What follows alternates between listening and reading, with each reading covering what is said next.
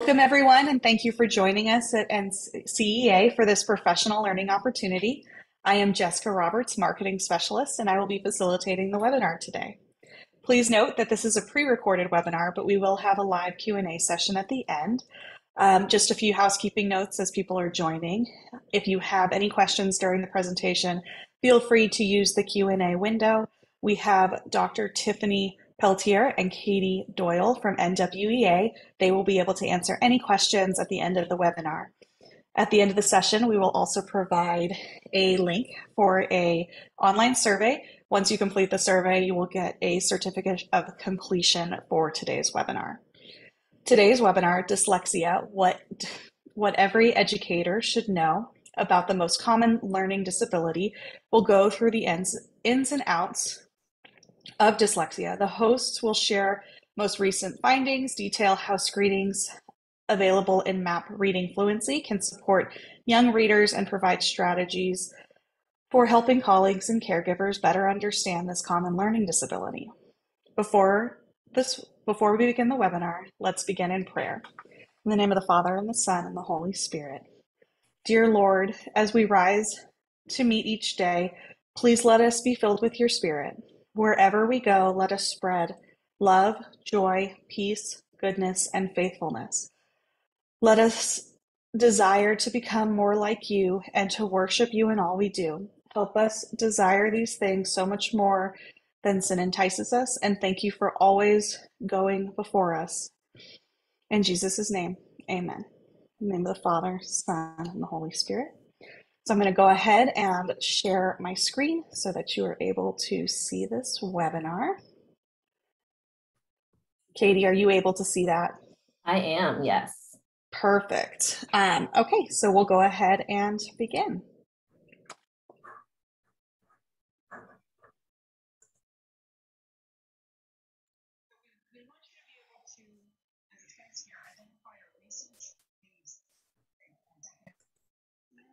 I can't hear it very well, Jessica.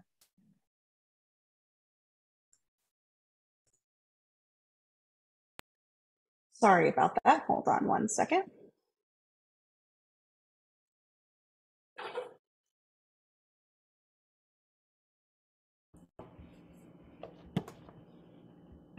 Relates to intervention and identification in public schools. Thank you. Yeah. Really, we'd love for you to be able to explain to a colleague after this webinar how dyslexia relates.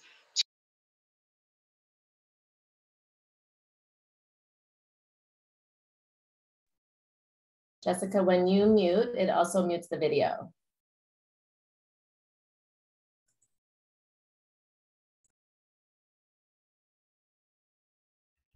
My apologies, everyone. Hold on one second. I will start this over.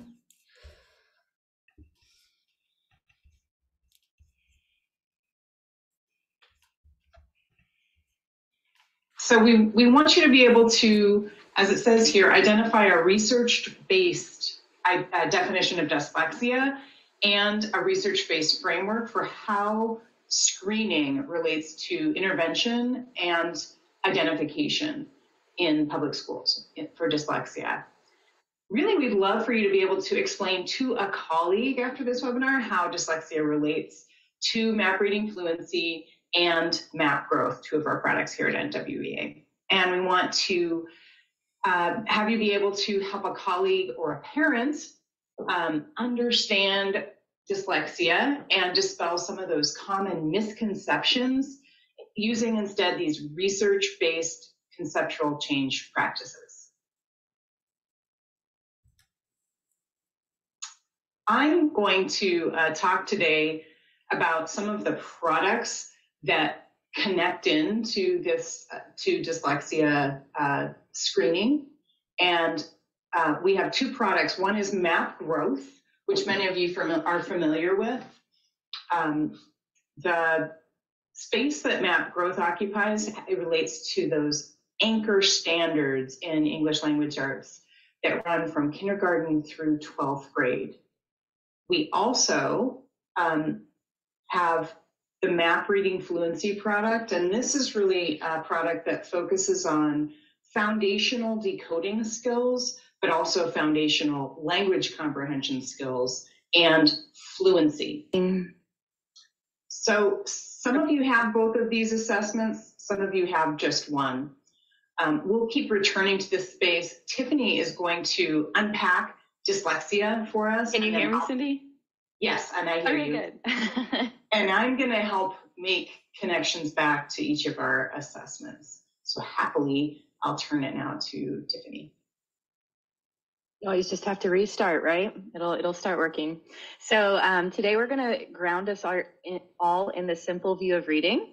So if you haven't heard of the simple view of reading, it's a way for everyone to understand how reading develops. So we want to think about the simple view so we can all come from the same place of what dyslexia is. So the simple view by Goff and Tumner in '86 says that decoding times language comprehension equals reading comprehension. And what that basically means is that if a student can decode the words on the page, they can turn that print into speech, and then they can understand what they're reading, that language comprehension, then they can understand the text that they're reading, or they can comprehend what they're reading. So when we're thinking about this in relation to reading, we have this print or code, and we have language. So that D is decoding the print, and the language comprehension is the LC. And this relates to all of these skills underneath each of these. So that decoding or that word recognition has a lot of skills associated with that. Like we want to teach students how to recognize those individual sounds in words. They can spell them and separate them out. And we want to help students recognize those sounds when they're squished together to make words like at, cat. So that's that phonemic awareness and phonological awareness. Decoding is connecting that speech to print, those sounds to letters. And then eventually we want them to be fluent sight word recognizers, recognizing every word by sight. At the top portion of this, you see language comprehension, and all of these different components go into understanding our language. They need to have background knowledge, vocabulary, language structures. But when we're talking about dyslexia, what part of this rope or what part of this simple view does dyslexia really talk about?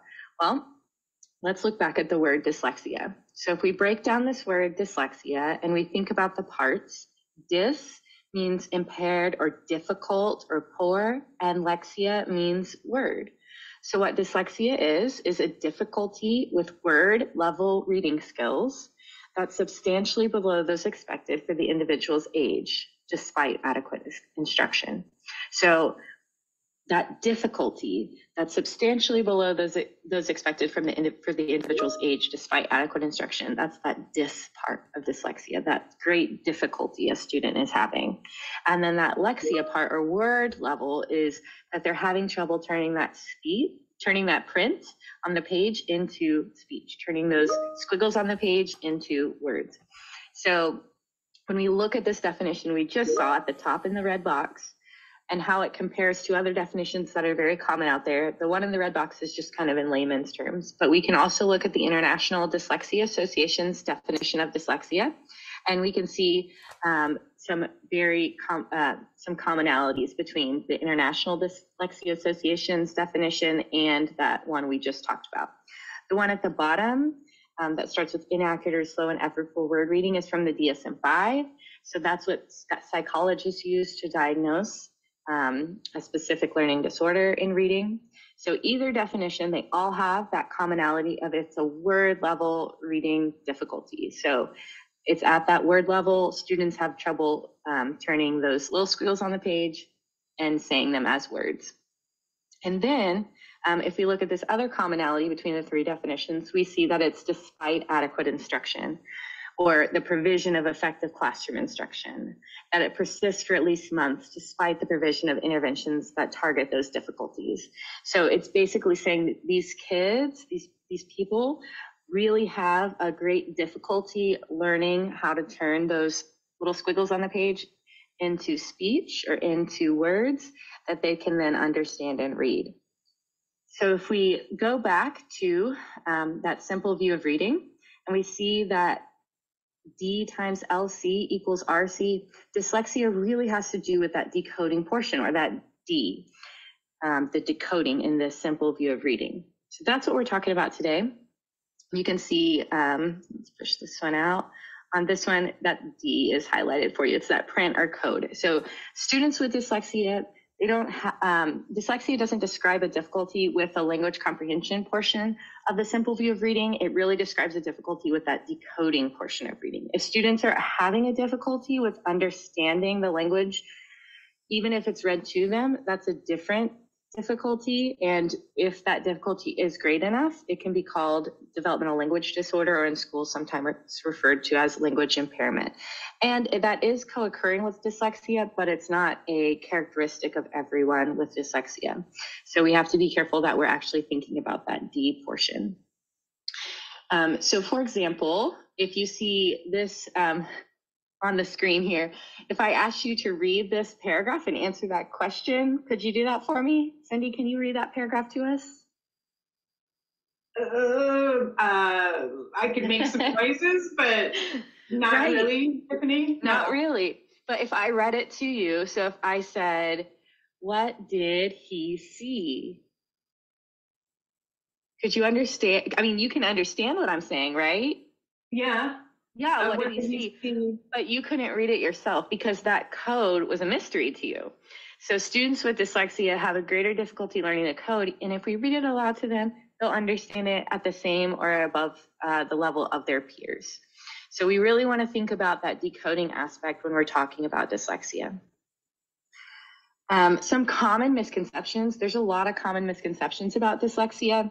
Some common ones that stakeholders hold is that dyslexia is a visual or perceptual based difficulty. So in research, we understand that dyslexia is primarily a language based reading difficulty. That means that they have trouble or have a greater difficulty associating those sounds with the printed speech. So if I see a TH on the page and I haven't quite learned that TH represents or yet, that connection isn't as strong. And it would take more repetitions than my peers in order for me to learn that.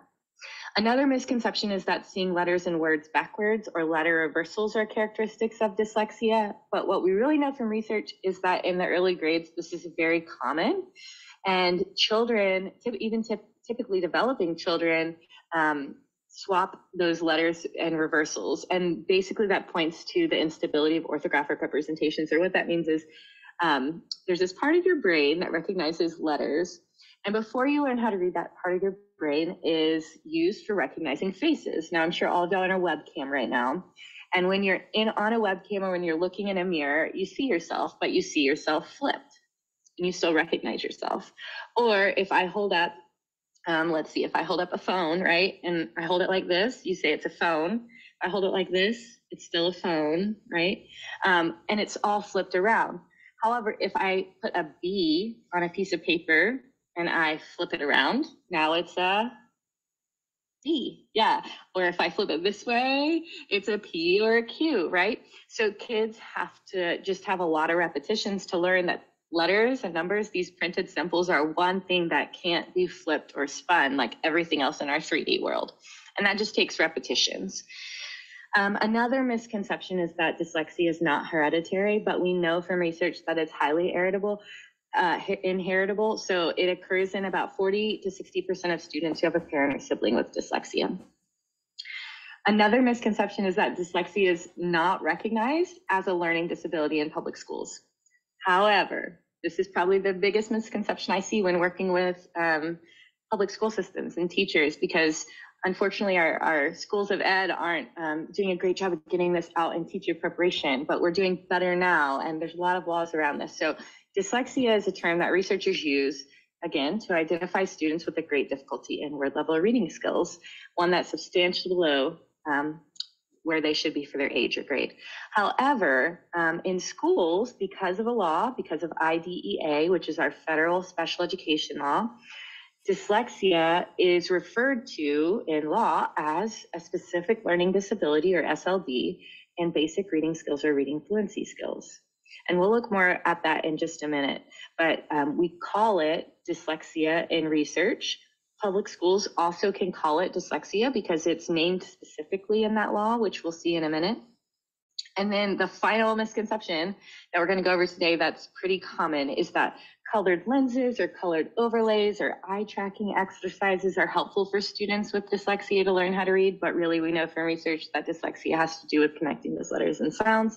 It's not a visual disability. So anything that claims to help students with dyslexia that focuses on their eyes, you can go ahead and say, nope, that's not going to help them learn to read. If it's a visual disability, if it's something different that affects their, their sight, we don't call that dyslexia.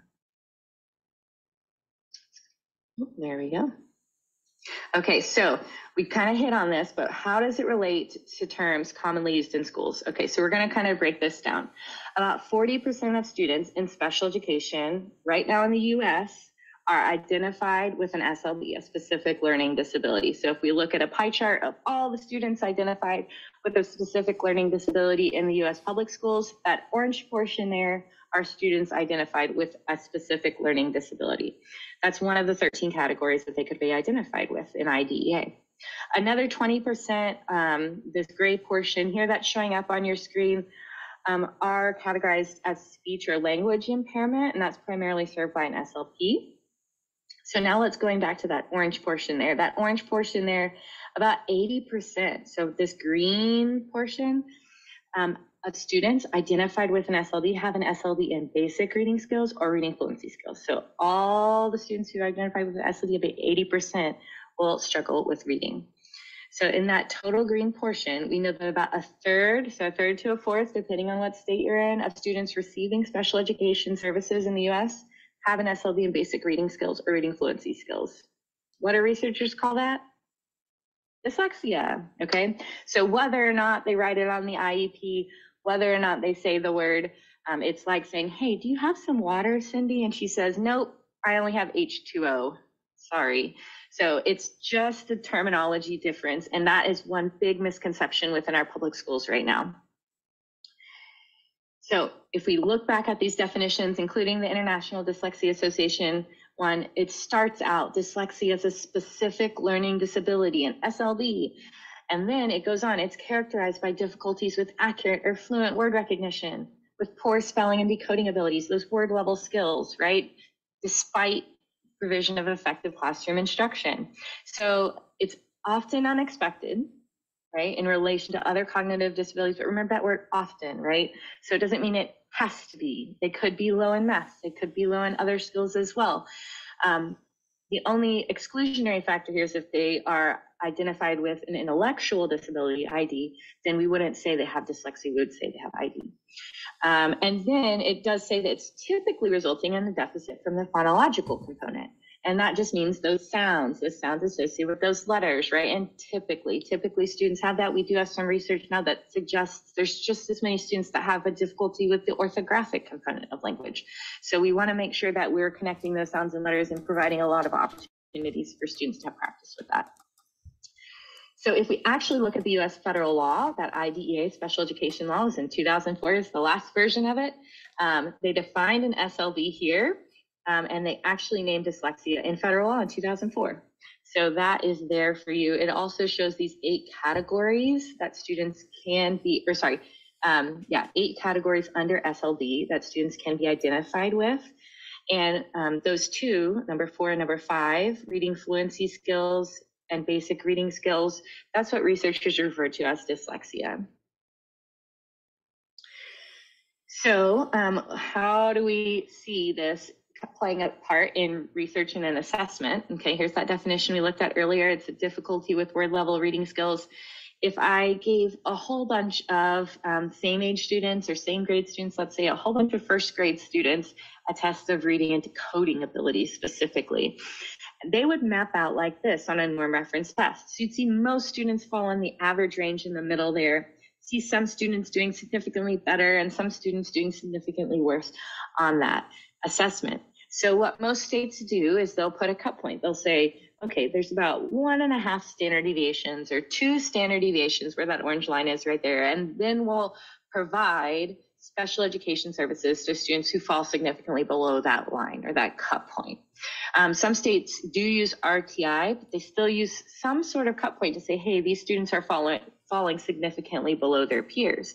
That line can change depending on what school or state you're in. Again, it might be 1.5, it might be 2 standard deviations below the mean, but it's on a continuum of students. It's not this categorical difference where we can say these students definitely have dyslexia and these students don't. It's a term we use to identify students who are falling significantly below their peers.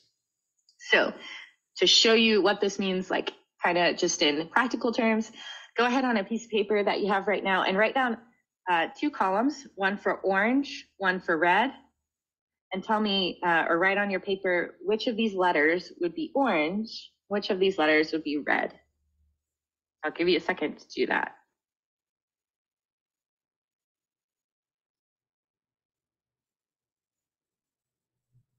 Okay, finish up writing down, sorting those into orange and red. Okay. So Cindy, can you share with us, which ones did you say were orange?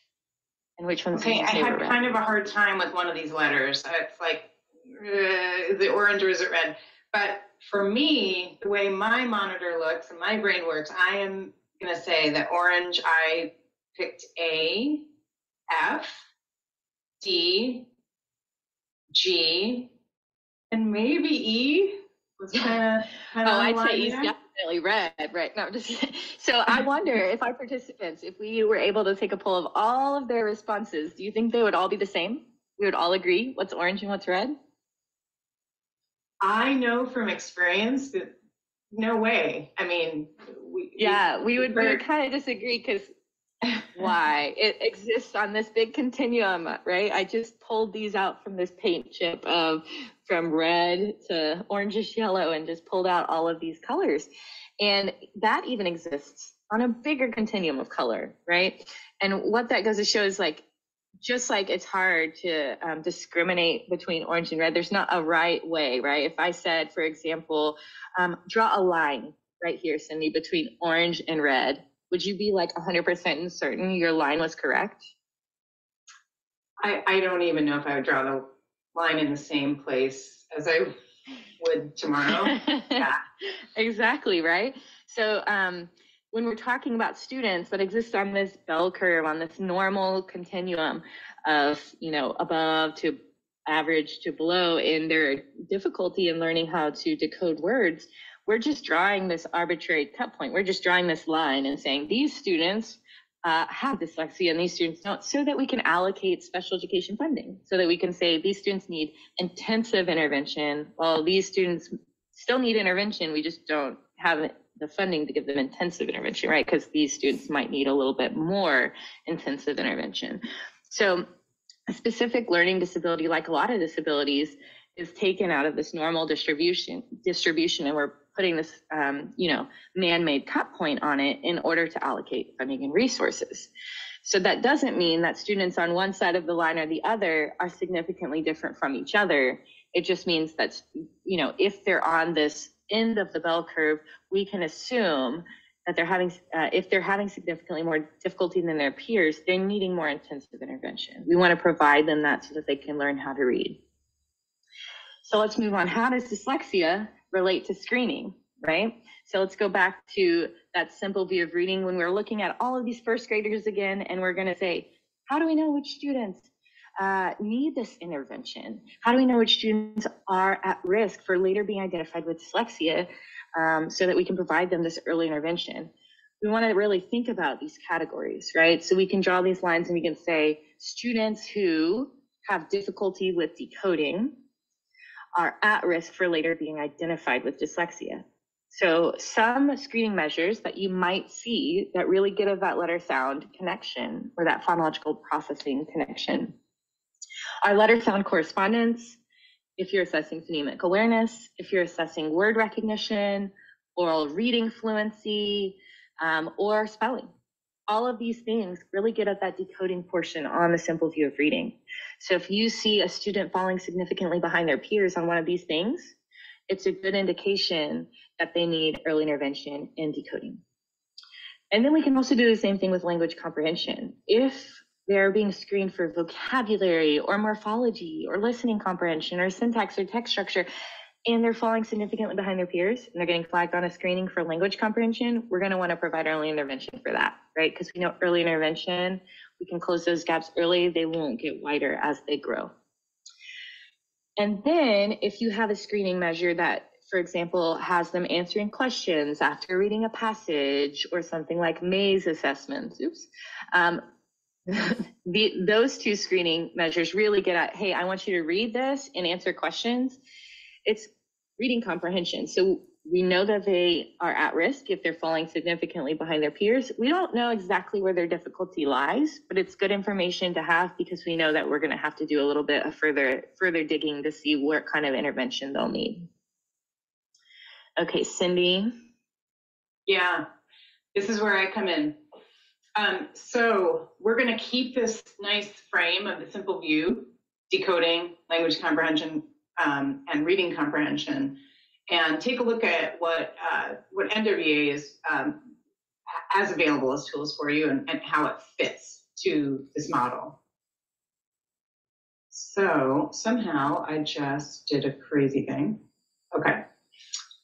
So in the decoding space, here's where, remember I said for that with that orange triangle, there's a product that kind of covers these foundational skills. Well, the decoding side, foundational skills, phonological awareness, phonics and word recognition, those are in the foundational skills in a product, MAP Reading Fluency. And within MAP Reading Fluency, we have a dyslexia screener, a particular form that if you have MAP Reading Fluency, then you do have this dyslexia screener. There's also a benchmark universal screener, and it will also be finding kids who have difficulties in these domains, phonological awareness and phonics and word recognition. Now, Tiffany also mentioned that fluency belongs here, and oral reading fluency is also a part of what MAP Reading Fluency is designed to assess. Well, I'll talk about it a little bit more later. And that tapping into the oral reading fluency difficulties is available on the benchmark universal screener, kind of the press and play form within MAP Reading Fluency. Now, how about this language comprehension domain? Remember, Tiffany was pointing out, this really is not focused on that decoding side, those word struggles, but we care about kids who have struggles that in the reading domain, regardless of what they are. So also on MAP Reading Fluency, in the foundational skills, we include the domain of language comprehension. And being able to see where kids are on language comprehension is also a feature. And that's included both in the dyslexia screener and in that benchmark universal screener. Now over here on the reading comprehension side, when kids are reading doing the decoding themselves and then comprehending that text that they read aloud for themselves, they're in that reading comprehension space, right? So if you have MAP growth reading, then that's a screener that taps into this reading comprehension side of the simple view, kind of the all put together, how does it add up together? And that's using something like an overall RIT cut point, right? So looking for screening for that, how does it all fit together? But also MAP Reading Fluency is in this space in a different way, and that is that it has a predictive model saying, we need to be able, before kids are decoding for themselves and then comprehending that text, before they've even arrived at that capability, we want to be able to predict reading comprehension difficulties one way or another, right? Early intervention means that even before kids are reading text on their own and working on reading comprehension from text they decoded themselves, we need to find them. And so using some psychometric chops at NWA, a predictive model that takes the elements from decoding and language comprehension and predicts to reading comprehension. So on MAP Reading Fluency, there are on their screener, both the dyslexia screener and a benchmark universal screener, kids who are flagged, that's predictive of struggles with reading comprehension. So you can see kind of all parts of the simple view here, kind of mapping on to how do I think about screening relative to the simple view, and how do I kind of pull apart what are those aspects that really are closely aligned to dyslexia specifically. So here's a MAP growth report. And you can see this is, again, a way of flagging and finding those kids and screening who struggle in the reading comprehension space. Now you can see some colors, you know, going back to the red and orange. For me, the 8 and the 13 are red. So those kids who are showing up here, their score is red, right? That's essentially pointing out, you know, who should I be most concerned about, right? Who are those kids who really struggle in this reading comprehension space? So that's universal screening. We have MAP Reading Fluency. And there we go. I lost my notes for a second here. So some of you have used MAP Reading Fluency, but for some of you it's new. So let me just describe for a moment. In this assessment, a whole class of students is taking the assessment at one time because we're tapping into automatic scoring, including for kids reading aloud from passages, automatic speech scoring. So they're reading into a boom mic, and the computer is doing the work of finding, you know, say words correct per minute. So and Cindy, just to cut in, because this is something I didn't understand when I first joined NWA, but this is different than the MAP growth test a lot of people have at their schools. This is a separate assessment that's specifically K2. And just like you would give students a running record, they do it for them on the computer, right? Yeah. So it's essentially and it does run up through 5th grade, but in that space where you would often be doing need-to-need kind of one-on-one assessment, this lives in that zone. In fact, for those of you who are still doing that kind of oral reading fluency assessment where you're working with kids one-on-one, we really developed this kind of, you know, for you, in that we recognize that takes a lot of time away from instruction, right? And moves that the teacher's capacity is kind of moved to having to take care of assessment needs, and it kind of puts instruction kind of, you know, on hold. Right, so we tapped this technology, right? We all talk to our smart speakers, like we're in a new world here, where there's this ability to say, okay, you know, we're going to let this happen using technology to give back some instructional time. Really, when we think about how do we intervene and help kids, you know what? More instructional time is pretty much where it's at. It's what we all wish we had, right? So that's the way this was kind of designed, to use technology toward that end. So again, group administered all at once. They're all reading into the boom mic and being scored automatically, but audio replay available. So you can go back in and listen for particular things. You know, are they developing prosody? You know, all of the juice that's available when you listen to a kid from audio. If you want to learn more about the product, we're going to drop some links. I believe it's into the Q&A where you can find some more resources about MAP Reading Fluency. And as Tiffany pointed out, if you currently use MAP Growth, this is another assessment available from NWA. The two are separate. Okay. So we're going to look under the hood a little bit. MAP Reading Fluency has really 2 distinct pieces.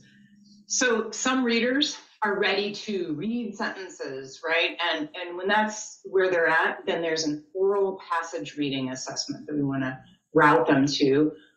So this is where the kids are reading into the boom mic and being scored. Each of the passages has a comprehension check afterwards. But then we know sometimes if you sit a kid down and ask them to read from a passage, that's not a great use of time because they're just not in that space yet, right? Still working on some things that are building toward that, but not yet reading passages. So for those kids, we're finding who those kids are up front and instead routing them to assess foundational skills. And like I said, that includes all of these domains. Those first two falling under the decoding zone of the simple view, and then language comprehension, including some measures of that component. Now, there's also there's a particular form I was mentioning. It was in red before, the dyslexia screener, and it adds naming speed, or rapid automatized naming, RAN. And so choosing the dyslexia screener form is not, night and day different. It's adding a component that many states require in their dyslexia legislation, that you assess naming speed. Okay, so here's a report from the MAP Reading Fluency Dyslexia Screener, and it's showing which kids are flagged as at risk of dyslexia or other reading difficulties.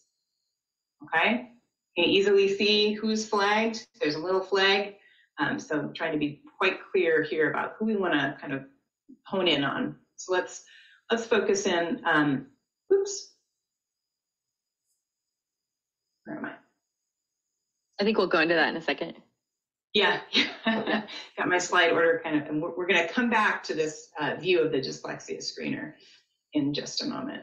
So first, this is a screener, right? So Tiffany, I'm going to kind of toss it back to you and ask you to kind of situate. There's two ends here. Way over on the left is the screening, and way over on the right is identification, right? So can you walk us through a bit of that?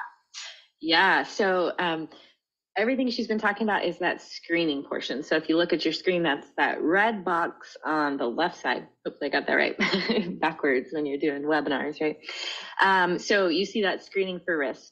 That screening for risk is that screening assessment, whether you use MAP Growth or you use MAP Fluency or you use other screening measures in your district.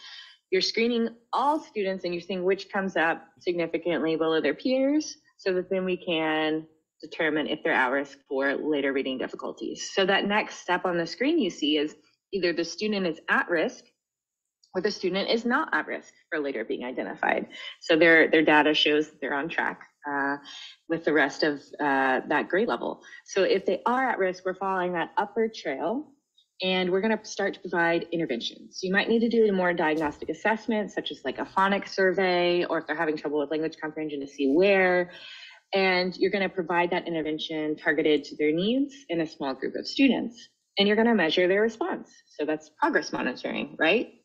Perfect. So there we go. Those two things. Cindy, can you take it from there?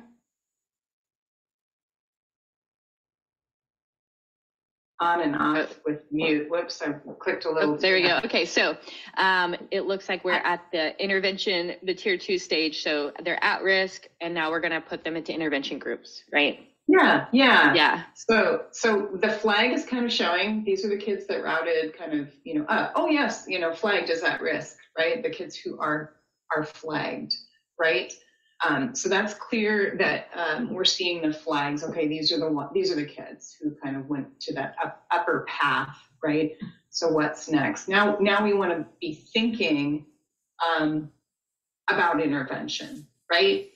So that's where zooming in a bit. Okay, these are the kiddos who are flagged, but we've got some more information across some domains here. So we can now kind of dig in and try to find a best focus for intervention. So let's look at Tommy.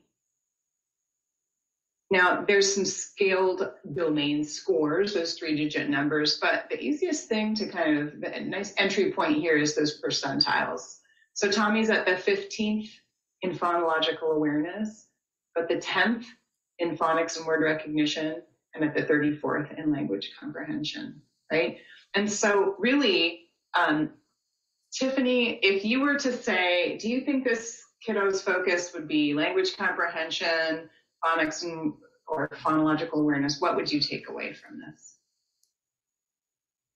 Yeah, so I see that the lowest percentile is the phonological and phonics, and he is within the average range for language, so he probably needs some decoding help there.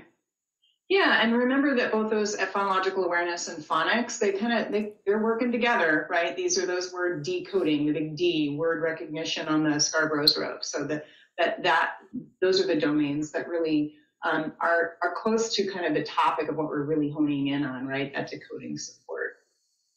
But now here's someone else on this flagged list. So for Teresa, Tiffany, looking at the percentiles is the easiest way in. Again, what's that area of concern that might be a best starting point for intervention for Teresa? Yeah, she's definitely having difficulty in that language comprehension area, the 17th percentile. Yeah. Yeah, and so here, a question to ask here is first off, if language comprehension looks weaker, you do want to consider whether Teresa is an emergent bilingual or dual language learner, which is that advantage of developing comprehension in two languages, right? But it's also worth considering whether she is fluent enough in English to be able to show her full skills, right, in an English language-based assessment. At this point, it's relevant to point out that MAP Reading Fluency also has a Spanish version, which might be appropriate too, right? So Teresa, not really that classic profile of, decoding side is where to focus in terms of dyslexia, but we care about Teresa too, right? We want to find all the kids who are experiencing what might be some risk so that we can tailor any kind of intervention to whatever our kiddos' needs are. Okay. So here's, for those of you who are MAP Reading Fluency users, this is new this year. This is a report that is helpful for instructional planning. And some of what is important to remember here is, while it would be lovely if teachers could be an individual tutor for, just tons of time working one-on-one with students, that's not fully the nature of the job, right? Teachers are living in a context where they have a whole class, and that's the context that they're going to take a look at. So that's kind of the way that this report is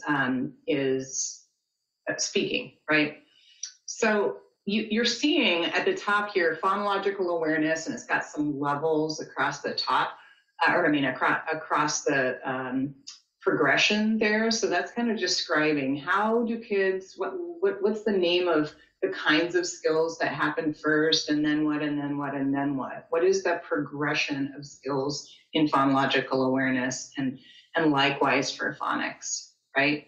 So we want to be able to support kids where they're at in a progression. So one thing on this report is I would be popping open there's a little show students and resources button, and we're going to act like I just clicked on that for phonics so we can look in a little bit closer. So I popped open on that report, the phonics and word recognition component. So we can see where the kids in the class are, right? The kids who are struggling in those decoding skills are easy to find, right?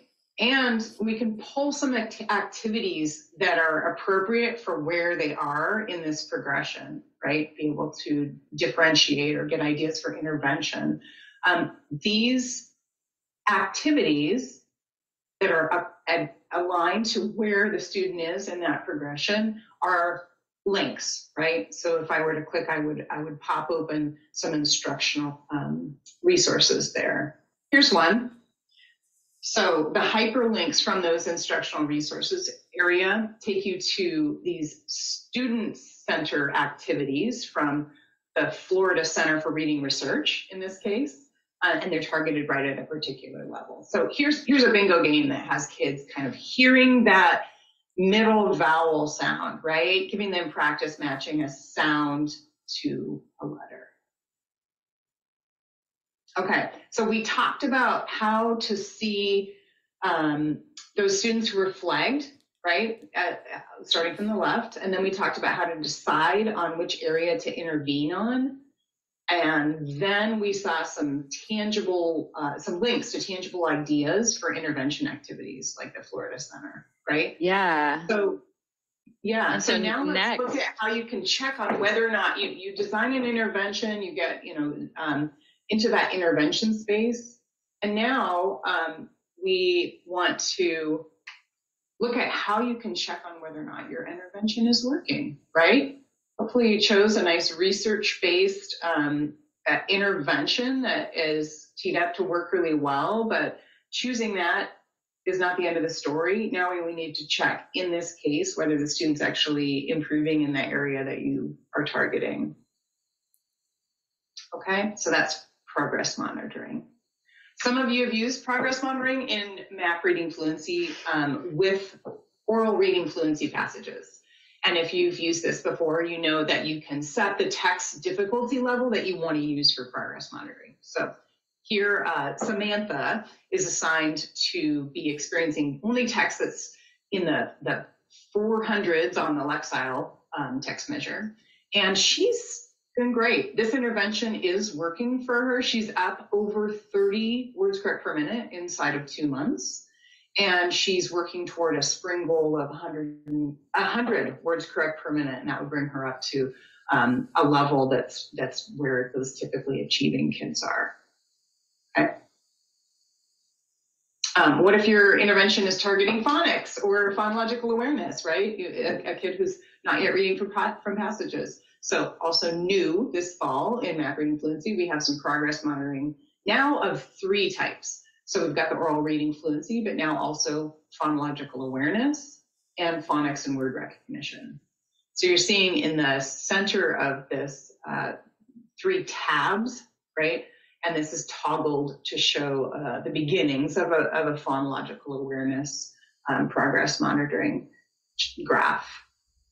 So what you want to do in a domain like phonological awareness is you want to watch how well the student is growing on the full domain, right? In broad strokes, is whatever I'm focusing on now, the particular skills and so on, is it causing overall growth in the domain of phonological awareness? So we show change in what's called the domain score. That one had 3 digits, and it's kind of like a RIT score, but just for phonological awareness in this style of progress monitoring.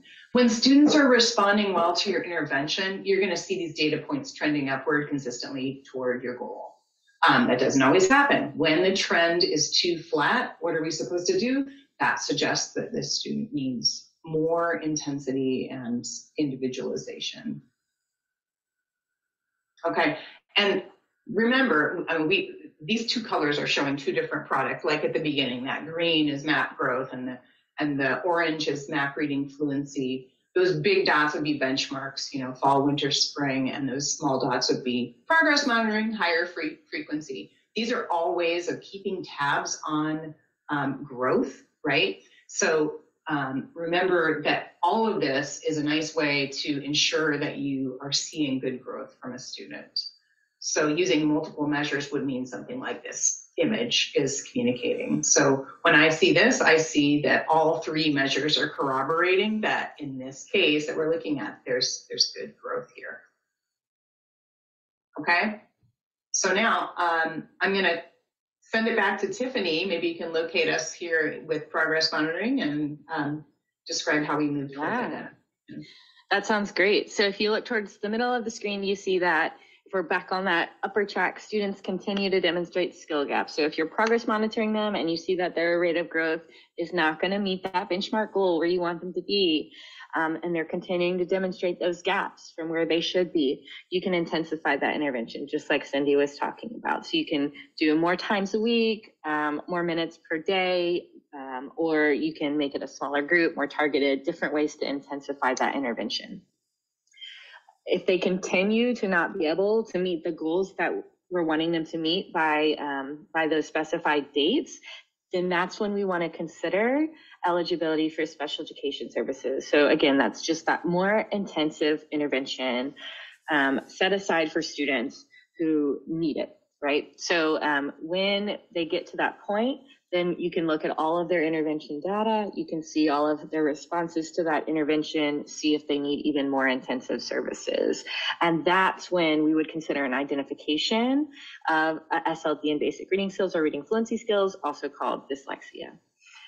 So if we move into that portion right there, click the right button, evaluating a student for dyslexia, actually that identification of an SLD in schools best practice in research is a three-pronged approach.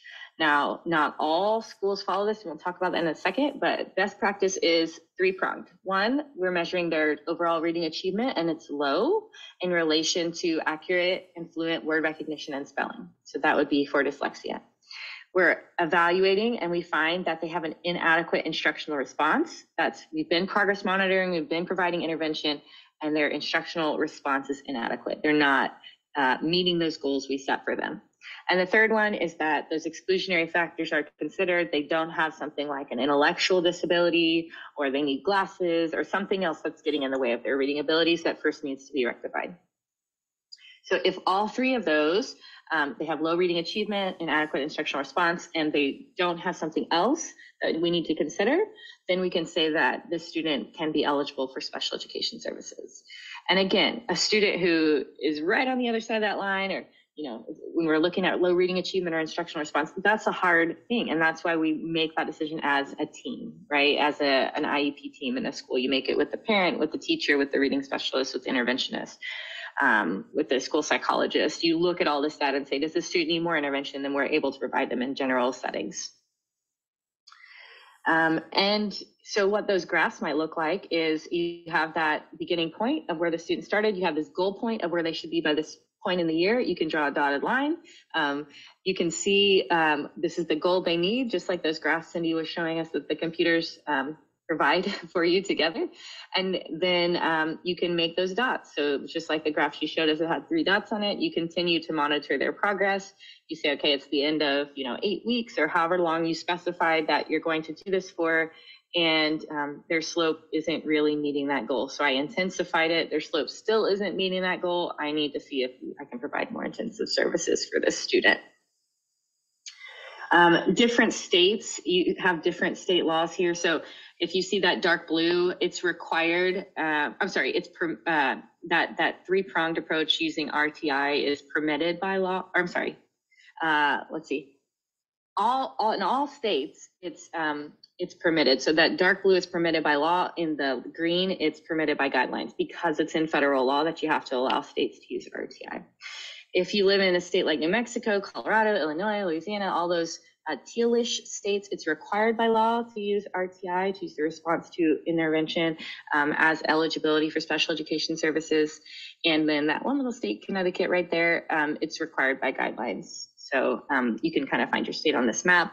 You can also go to that website to see more about it. So when we're talking with stakeholders about dyslexia, I'm just going to kind of skip to here. That was just a little research background to share with you, but I know we're running out of time.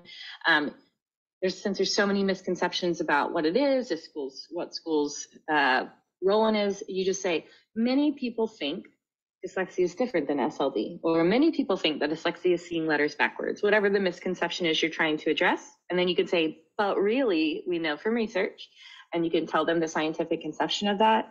Make sure to explain it fully using familiar language and explaining how this conception is relevant and plausible and fruitful to their own environment, so that they are more likely to adopt this new conception rather than push back on it. So if you were to try this, you could use any of these misconceptions. You can take a screenshot of this and you can state that misconception. Many people think dyslexia is visual disability, but really we know it's primarily language-based, connecting those words to sounds, connecting those letters to sounds in their brain. You want to provide more opportunities for students to do that. It doesn't have anything to do with just their vision or eyes.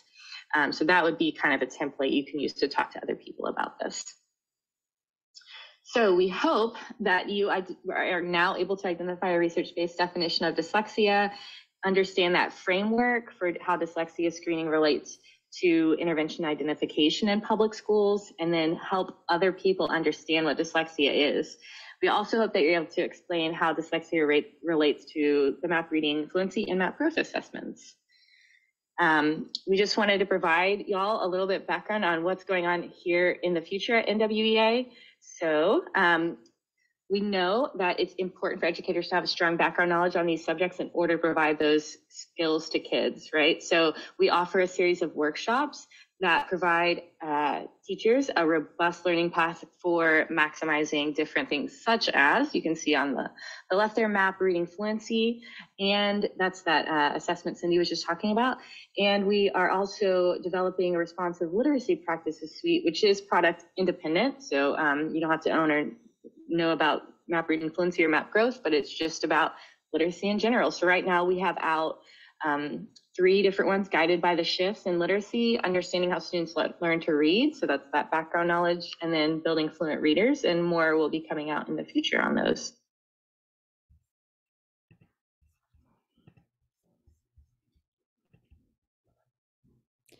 Perfect. Thank you. And I do have our NWEA representatives here for any questions that have come up. It looks like the Q&A is open, so feel free to drop any questions and I'll shoot it over to Dr. Tiffany and Katie, maybe do some quick introductions. Hi, I'm Tiffany Peltier. I'm the lead learning and delivery specialist at NWEA in the literacy suite. So I help to develop the content for the training for teachers that's product independent around translating research in early literacy to practice. And then I help train the consultants who go out and deliver to teachers as well. And I am Katie Doyle. I am an account manager on the Catholic school team here at NWEA. So we have a team of about 4 of us who are mostly former Catholic school principals and school leaders, supporting all of you who are out there using MAP Growth or MAP Reading Fluency in what you do every day, in reading reports, and in making sure you have the training that you desire for success with our programs. Perfect, thank you. So if any of our attendees have any questions about any of this content or any of the NWEA resources, please drop them in the Q&A.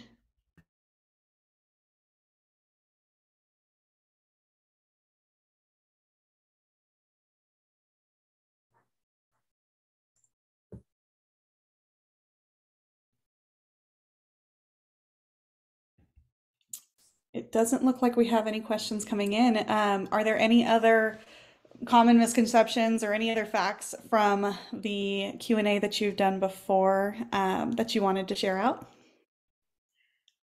Well, that's a good question.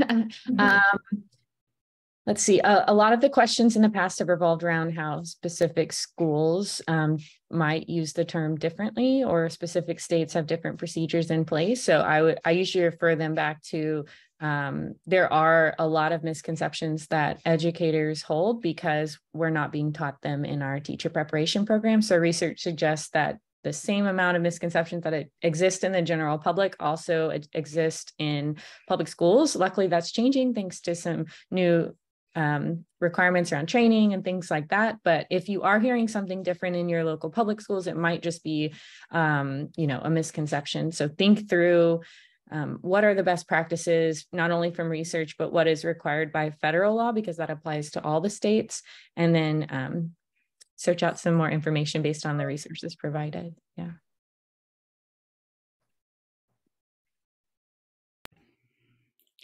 Perfect, thank you. Well, if there are no other questions, I'm going to go ahead and drop the survey here in the chat.